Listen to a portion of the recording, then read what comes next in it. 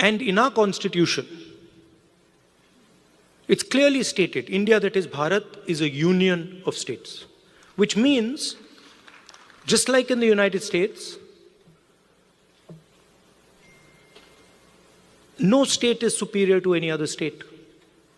No religion is superior to any other religion. No language is superior to any other language. My brother who's wearing a turban there deserves the same respect as somebody who doesn't wear a turban. Rahul Gandhi Congress का वो चेहरा बन चुके हैं जिनसे भविष्य में कांग्रेस ने बहुत उम्मीदें लगा रखी हैं। भारत जोड़ो यात्रा ने राहुल गांधी का एक अलग चेहरा पूरी दुनिया के सामने रखा है, जिसका असर भी लोकसभा चुनावों में दिखाई दिया। जिस प्रदर्शन की उम्मीद कांग्रेस से की जा रही थी, उससे बेहतर प्रदर्शन कांग्रेस ने किया। लेकिन क्या ये कांग्रेस के लिए फ्लूक यानी अचानक होने वाले लाभ के जैसा है? क्या राहुल गांधी का भविष्य गर्त में धसी कांग्रेस के लिए संजीवनी का काम करेगा, या फिर राहुल गांधी विदेशी मंचों से भारत विरोधी बातें बोलकर कांग्रेस के लिए मुसीबत खड़ी करते रहेंगे? ये सवाल अगले राजनीतिक बदलावों तक जरूर उठते रहेंगे। इसलिए कांग्रेस से जुड़ी कुछ ऐसी बातों को समझना जरूरी है जो उसके अतीत और वर्तमान का हिस्सा है। नेहरू से लेकर राहुल गांधी तक कुछ ऐसी बातें जिन्हें जानना और समझना बेहद जरूरी है, क्योंकि ये वही कांग्रेस है जिसका एक उजला अतीत रहा है। लेकिन कांग्रेस का फ्यूचर क्या हो सकता है, ये समझने के लिए हमने चर्चा की मृत्युंजय सिंह जी से, जिनकी राजनीतिक समझ कांग्रेस से जुड़ी कुछ ऐसी बातें बताती है जो हर किसी को जानना और समझना जरूरी है। आप भी हमारे साथ इस चर्चा का हिस्सा बन सकते हैं और अपने कमेंट के जरिए अपनी बहुमूल्य राय हमें दे सकते हैं। आपको याद होगा कि एक जमाने में भगवा इस देश में तिरंगे में भी भगवा है, उसका प्रतीक हुआ करता है, और भगवा को आतंकवाद का प्रतीक किसने बताया? ये कौन सी राजनीति थी कि एक व्यक्ति को प्रधानमंत्री बना दिया जाता है लेकिन वो खुद से फैसले नहीं ले सकता? फैसले लेने के लिए एनएसी का गठन किया जाता है, नेशनल एडवाइजरी काउंसिल के नाम पर एनएसी का गठन किया जाता है, और सरकार में जब आप शामिल होते हैं तो संवैधानिक तौर पे शपथ लेते हैं कि सरकार के अंदर के फैसलों को आप कभी भी बाहर के व्यक्ति से शेयर नहीं करेंगे। लेकिन संजय बारू, जो प्रधानमंत्री का, मनमोहन सिंह प्रधानमंत्री का जो सलाहकार हुआ करता था, मीडिया सलाहकार, उस व्यक्ति ने खुद इस बात का जिक्र किया है कि प्राइम मिनिस्टर ऑफिस में, मनमोहन सिंह के प्राइम मिनिस्टर ऑफिस में पुलक चटर्जी ज्वाइंट सेक्रेटरी हुआ करते थे, और वो डेली बेसिस पर इनकी सरकार के फैसलों की फाइल लेकर जाते थे कांग्रेस अध्यक्ष के पास, सोनिया गांधी के पास।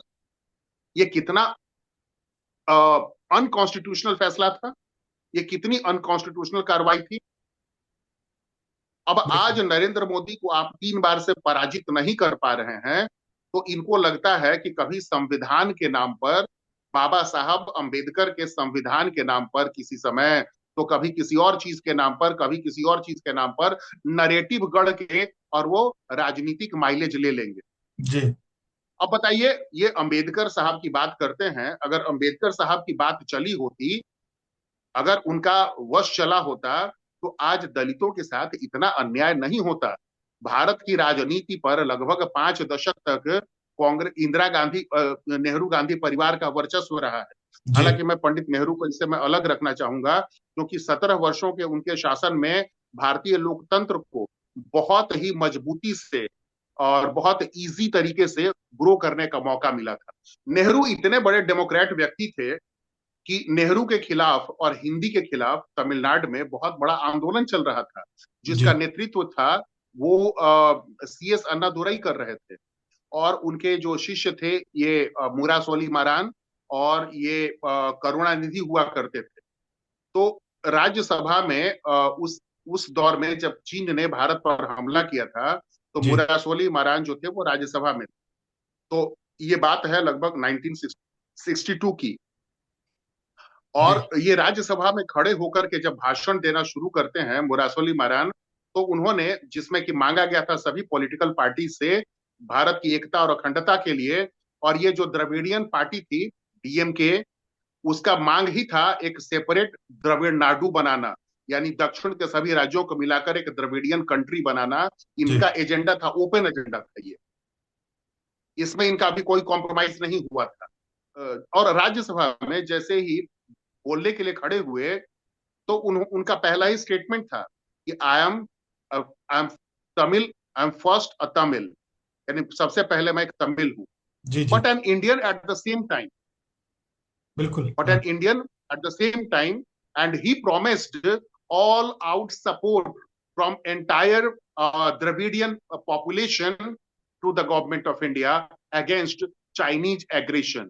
जी And in the strongest word, Mr. Maran had opposed the Chinese aggression against India.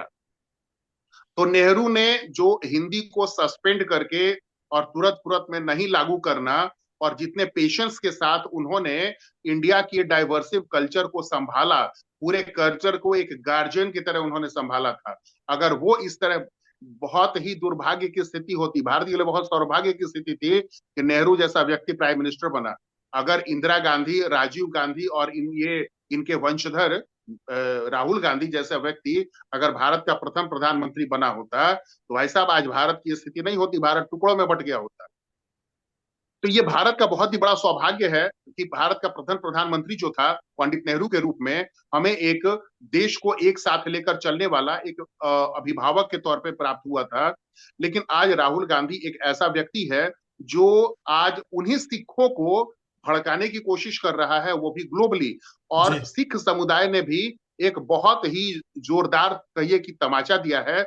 समाज, सिख समुदाय के सभी तबके के लोगों ने, सभी वर्ग के लोगों ने अक्रॉस ऑल पार्टी लाइन, अगर हम सोशल हम बैकग्राउंड के आधार पर कहें तो पंजाबी समाज ने, सिख समाज ने राहुल गांधी के आरोपों को सिरे से नकार दिया है। लेकिन पीएस पन्नू, जिसने कि सिक्स फॉर जस्टिस नाम का एक संगठन चलाया हुआ है कनाडा में, उस व्यक्ति ने राहुल गांधी के स्टेटमेंट पर एक पत्र लिख करके एक डॉक्यूमेंट जारी किया है उसने, जिसमें कि उन्होंने कहा है कि हमारे विचारों का राहुल गांधी ने समर्थन किया। यानी ये जो भारत विरोधी जो डिविसिव ताकतें हैं, इन डिविसिव ताकतों का राहुल गांधी सपोर्ट कर रहे हैं जी। राहुल गांधी देखिए एक ऐसे व्यक्ति हैं जो इनको ये मत समझिएगा कि कांग्रेस के अंदर कोई इनको सलाह दे रहा है। राहुल गांधी के बारे में ये मुझे ये लगता है कि इस व्यक्ति का कहीं ना कहीं संपर्क ऐसी शक्तियों से है जो भारत विरोधी गतिविधियों में आकंठ डूबी हुई शक्तियां हैं। आज की चर्चा में इतना ही। बहुत बहुत शुक्रिया आपका मृत्युंजय जी। अगली चर्चा में हम बहुत जल्द मिलेंगे, तब तक के लिए नमस्कार। जी नमस्कार।